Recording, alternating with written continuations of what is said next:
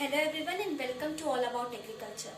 आज हम लोग एक बहुत ही इंटरेस्टिंग टॉपिक करने वाले हैं जो कि है एसआरआई कल्टीवेशन। एसआरआई का मतलब क्या है?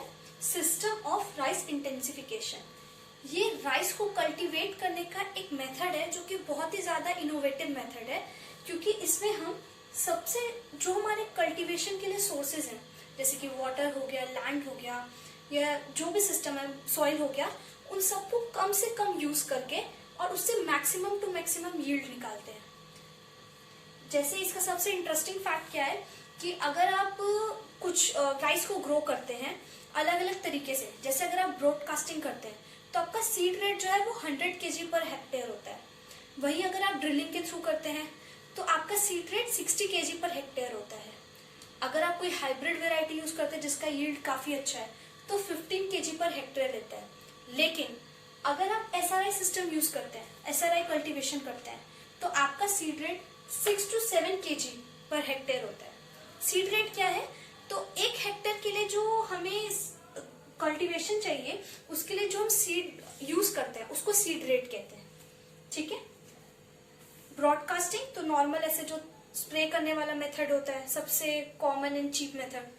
फिर आता है ड्रिलिंग, उसमें हम मशीन्स के थ्रू एक पर्टिकुलर डिस्टेंस पे होल्स बनाते हैं, उसमें भी ड्रिलिंग और डिबलिंग होता है, एक हैंड के थ्रू और एक होता है मशीन्स के थ्रू।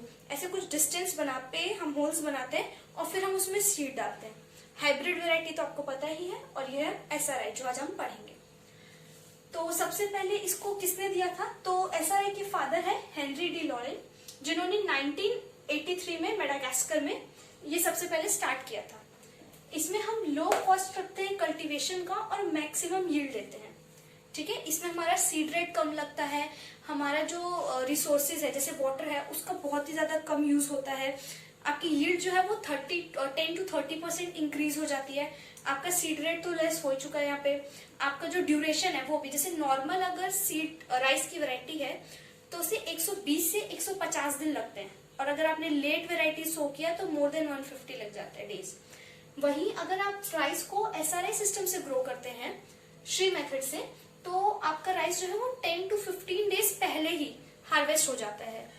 इसमें अभी हम आगे पढ़ेंगे तो देखेंगे कि हमारा जो केमिकल का इनपुट है वो भी बहुत कम लगता है। इसमें हम फार्म यार्ड मैन्योर या फिर हमारा जो कंपोस्ट होता है, ग्रीन मैन्योर होता है, इन्हीं सबको चीजों को यूज करते हैं। केमिकल का एकदम कम से कम यूज करते हैं। और सिंस हम इसमें केमिकल का ज्यादा यूज नहीं कर रहे हैं, हमारे सॉइल की जो हेल्थ है वो भी इम्प्रूव्ड रहती है। हमें जो वैरायटी मिलती है वो काफी ज्यादा अच्छी होती है। इसमें हम वाटर का भी कम यूज कर रहे हैं। इसमें हम वीड मैनेजमेंट भी इतना अच्छा करते हैं कि इसमें कोई पेस्ट या डिजीज लगने का चांसेस भी बहुत ज्यादा कम होता है। ठीक है। अब आगे हम देखते हैं। ये हो गया फादर, ये हो गया इसका जो मेन थीम है कि low cost of cultivation but gives higher yield. इसका ये मेन जो एम है वो है। अब इसका नर्सरी, सबसे पहले हम देख लेते हैं कि अगर हम एकदम रफली देखें कि करना क्या है, एकदम स्टेप्स, एकदम रफ स्टेप। तो सबसे पहले क्या होता है कि आपने अगर 1 हेक्टेयर में ग्रो करना है अपना राइस का, तो आप जो है 100 मीटर स्क्वायर का एक नर्सरी बनाते हैं। ठीक है। उस नर्सरी में आप पहले सीडलिंग्स ग्रो करते हैं, बट हम यहाँ सीडलिंग क्या है 15 डेज का ग्रो करते हैं, और ऐसे आपको क्या होता है 20 से 21 दिन लगता है, यहाँ पे आपको 15 डेज ही लगते हैं। 15 डेज में आपका सीडलिंग जो है वो प्लांटलेट के फॉर्म में 2 to 3 mm का साइज का हो जाता है। और फिर इंस्टेड ऑफ हम एक एक निकाले, हम उसको पूरा सीड मैट ही निकाल लेते हैं और उसे अपने मेन फील्ड के पास ले जाते हैं, और वहां उसे एकदम ऐसे अस्त व्यस्त व्यवस्था में नहीं, बल्कि उसको एक लाइन में एक पर्टिकुलर डिस्टेंस, जैसे कि 25 into 25 सेंटीमीटर के डिस्टेंस में, 25 यहाँ से 25 यहाँ से, इस टाइप के डिस्टेंस में हम उसको ग्रो करते हैं। और उससे हमारी यील्ड भी काफी ज्यादा इंक्रीज हो जाती है, मतलब 10 से लेकर 30% तक इंक्रीज हो जाती है। ठीक है। ये है बेसिक स्टेप। मतलब अगर एक ओवरव्यू के क्लेम में इनको बताना है तो आप ऐसे बताएंगे कि सबसे पहले हम ऐसे नर्सरी प्रिपेयर करते हैं, फिर उसको पूरे सीड मैट को ले जाते हैं और उसे मेन फील्ड में डाल देते हैं। अब देखते हैं सबसे पहले प्री जर्मिनेशन, नर्सरी के लिए सीड कैसे प्रिपेयर करते हैं। तो आप अपने सीड को 24 आवर्स के लिए सोक करके रखते हैं पानी में, फिर उसको ड्रेन आउट कर लेते हैं और फिर उसको फिर 24 आवर्स के लिए इंक्यूबेट करते हैं। तब तक आपका जो सीड है उसमें स्प्राउट्स और रेडिकल आ जाते हैं, जो कि 2 से 3 mm का होता है, लॉन्ग होता है। ठीक है। और ये हम अपनी नर्सरी में सीड सो करने के 2 दिन पहले 24 आवर तक सोक किया एक दिन, और दूसरे दिन हमने 24 आवर तक इंक्यूबेट किया। तो 2 दिन पहले हम अपना सीड को प्री जर्मिनेट करवाते हैं। अब नर्सरी कैसे प्रिपेयर करते हैं? तो हम नर्सरी 100 मीटर स्क्वायर की 1 हेक्टर के लिए, मेन फील्ड 1 हेक्टर के लिए नर्सरी 100 मीटर स्क्वायर की बनाते हैं। उसमें हम सीड बेड बनाते हैं। हमारा जो सीड सॉइल बेड होता है, सॉरी, वो 5 से 6 इंच का होता है। अब उसको क्या होता है, उसको हम 4 लेयर में बनाते हैं। मतलब अगर हमारा ये सीड बेड है तो उसकी 4 लेयर होगी। सबसे टॉप मोस्ट जो लेयर होती है उसमें हम पहले हमारी जो लेयर है, सॉरी ये वाली, उसमें हम डंग मैन्योर यूज करते हैं। फिर उसके ऊपर हम सॉइल रखते हैं। फिर उसके ऊपर हम दोबारा से कंपोस्ट, डंग मैन्योर कंपोस्ट रखते हैं, और फिर अगेन सॉइल। इस तरीके से हमारा जो सॉइल बेड है या सॉइल मिक्सचर है वो 4 लेयर का बना होता है, जो कि 5 से 6 इंच का होता है। ठीक है, ऐसे बनाते हैं। उसके बाद क्या करते हैं, हम अपनी जो हमने नर्सरी बनाई है उस पर हम एक वुडन ब्लॉक रखते हैं। ठीक है, एक मोटा सा वुडन ब्लॉक जो कि 1 मीटर लॉन्ग होगा, आपका 0.5 मीटर वाइड होगा, और अगर डेप्थ का है तो 4 सेंटीमीटर होती है।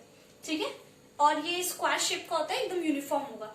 उसको हम अपनी नर्सरी में ऐसे बिछा देते हैं, और फिर उसमें हमारे उसके टॉप लेयर तक हम अपना जो ये सॉइल मिक्सचर हमने बनाया ना, डंग मैन्योर, सॉइल, फिर कंपोस्ट, सॉइल, ये जो मिक्सचर है हमारा, इसको पूरा फिल कर देते हैं एकदम टॉप। उसके बाद इसमें हम मैनुअली, यूनिफॉर्मली एंड मैनुअली कह सकते हैं, अपना जो हमारा प्री जर्मिनेटेड सीड है उसको पूरा ऐसे डाल देते हैं, सो कर देते हैं, और फिर उसके ऊपर हम ड्राई सॉइल की कवर कर देते हैं, जिसकी थिकनेस 5 तक होती है। ठीक है, 5 mm तक उसकी थिकनेस होती है, उसको हम कर देते हैं। और इसमें हम स्प्रिंकल करते हैं वाटर को इतना कि वो जो सॉइल है वो मॉइस्ट रहे। जो हमने ऊपर ड्राई सॉइल लगाई है वो मॉइस्ट रहे। हमें इसको पूरा भिंगाना नहीं है, पूरा वेटेड नहीं रखना है। जैसे हम राइस को अगर देखते हैं तो हम ज्यादातर, जैसे राइस सबसे पहले दिमाग में आता है यही कि राइस उगा होगा, उसके चारों तरफ पूरा पानी पानी होगा। यहाँ पे हम उतना ज्यादा पानी पानी वाला सिस्टम नहीं करते, जितना कम पानी का यूज हो उतना हम इसमें करते हैं। ठीक है, फिर हम उसको सो कर देते हैं उस तरीके से। उसकी वाटरिंग भी हम करते हैं दिन में 2 से 3 बार। हमें ज्यादा वाटरिंग नहीं करनी होती है, इतनी करनी होती है कि वो सॉइल मॉइस्ट रहे। और अगर एक्सेस वाटर है, फिर हम इसको 15 दिन तक ग्रो करेंगे। जैसे हमारा 15 दिन होता है तो हमारा जो ये प्लांटलेट्स हैं वो रेडी हो जाते हैं कि अब हम अपना जो अब वुडन ब्लॉक को हमने हटा दिया था, जब हमने उसका सॉइल बनाया उसके बाद उस वुडन ब्लॉक को हटा दिया था। फिर 15 दिन तक वो वैसे रहेगा, उसमें हम पानी डालते रहेंगे ताकि हमारा सॉइल जो है वो मॉइस्ट रहे, ज्यादा नहीं बट मॉइस्ट रहे। ठीक है, एक्सेस नहीं, एकदम मिनिमल अमाउंट में हमारा सॉइल मॉइस्ट रहे। फिर 15 दिन जैसे होते हैं तो हमारी जो प्लांटलेट्स होती है वो अच्छी खासी लेंथ की हो जाती है, इतनी हो जाती है कि अब हम उसको निकाल सके।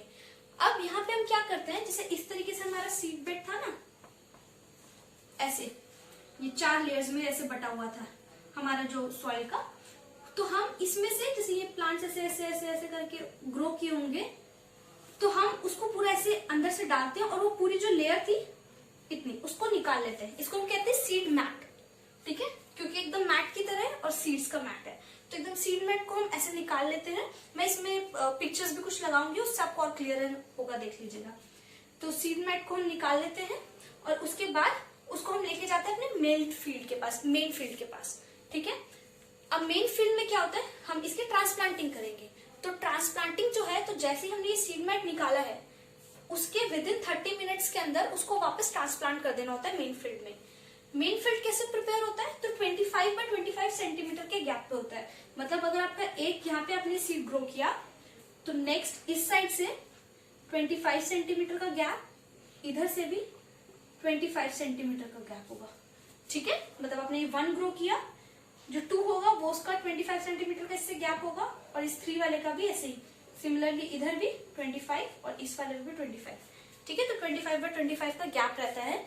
अब ये कैसे लोग करते हैं, तो क्या करते हैं, जैसे आपका मेन फील्ड है उसको सबसे पहले मेन फील्ड में गए, उन्होंने उसको अच्छे से हमने अपने टिलेज वगैरह किया।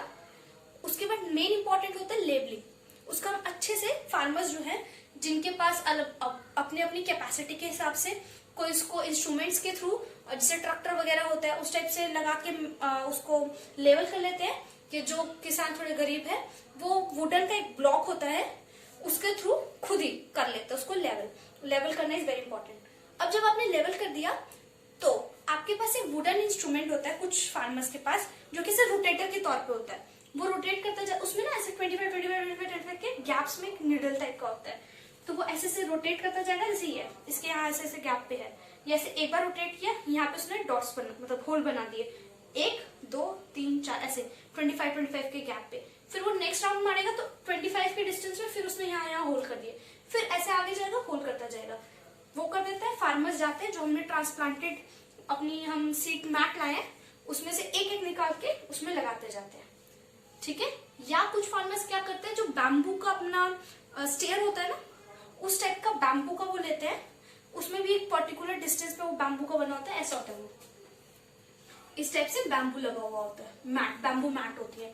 वो बैम्बू मैट रखते हैं, यहाँ पे एक मतलब आपने ट्रांसप्लांट करते हैं सीड, यहाँ पे सीडलेट प्लांट ट्रांसप्लांट करते हैं, फिर यहाँ पे करते हैं, यहाँ करते हैं, यहाँ, मतलब एक पर्टिकुलर डिस्टेंस पे वो करते जाते हैं, ठीक है। मतलब हर फार्मर का जिस हिसाब से उसके पास रिसोर्स है उस हिसाब से वो यूज करके एक, लेकिन 25 to 25 सेंटीमीटर के डिस्टेंस पे वो उसको ट्रांसप्लांट कर देता है।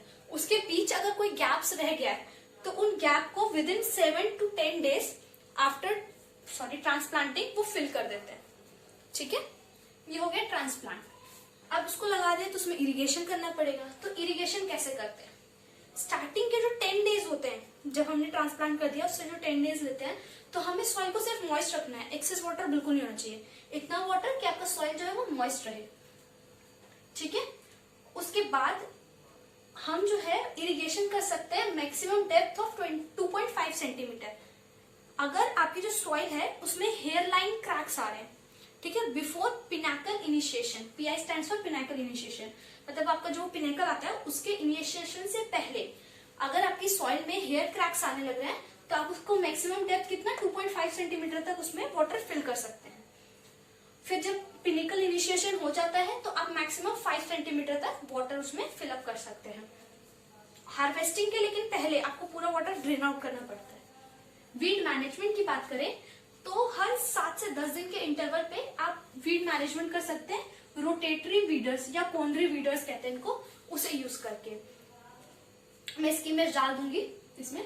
रोटेटरी वीडर्स यूज करते हैं जो कि रोज और कॉलम्स में जाता है। ये क्या करता है, तो एक तो वीड को ऐसे निकालता नहीं है, वीड को उसी सॉइल के अंदर दबा देता है, ठीक है।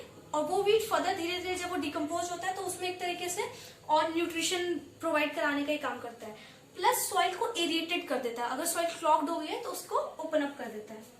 तो इस तरह से हम रोटेटरी वीडर यूज करके वीड का मैनेजमेंट करते हैं।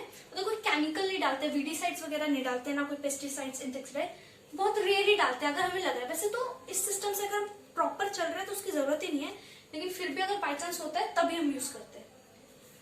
अब न्यूट्रिशन का चेक कैसे करते हैं, तो अगर नाइट्रोजन का डेफिशिएंसी की बात करें तो हमारे पास होता है LCC, that is leaf colour chart, ठीक है। उसमें लीफ का green, light green, dark green, extremely dark या एक्सट्रीमली लाइट ग्रीन, ऐसे करके स्केल में बना हुआ होता है।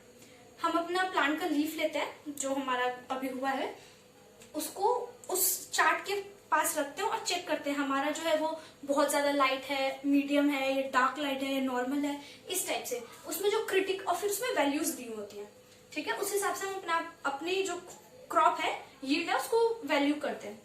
तो LCC that is leaf colour chart, उसमें जो क्रिटिकल वैल्यू होती है वो 3 होती है, 3.0, ठीक है। हम क्या करते हैं, जैसे मैंने अभी आपको बताया ना सिस्टम, कि अपने लीफ लिया और उसको फिर उस चार्ट के हिसाब से देखा और मार्कआउट करा, तो हम ऐसे टोटल 10 ऑब्जर्वेशंस लेते हैं। अब उस 10 ऑब्जर्वेशंस में से अगर आपकी 6 observation less than critical value, जो कि हमारी 3 थी, उससे कम होती है, तो उसमें नाइट्रोजन की डेफिशिएंसी है।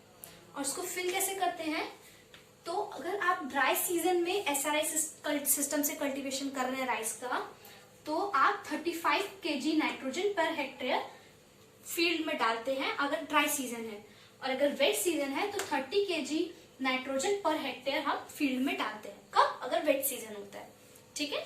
सिंपल था, मतलब हमने लीफ कलर चार्ट लिया, उसमें अपना लीफ रखा, 10 ऑब्जर्वेशन लेंगे इस टाइप से रखा, देख लिया कि वो किस कलर के चार्ट में कौन से नंबर वाले कलर से वो मैच करे हमारा लीफ, उसको वो नंबर दिया।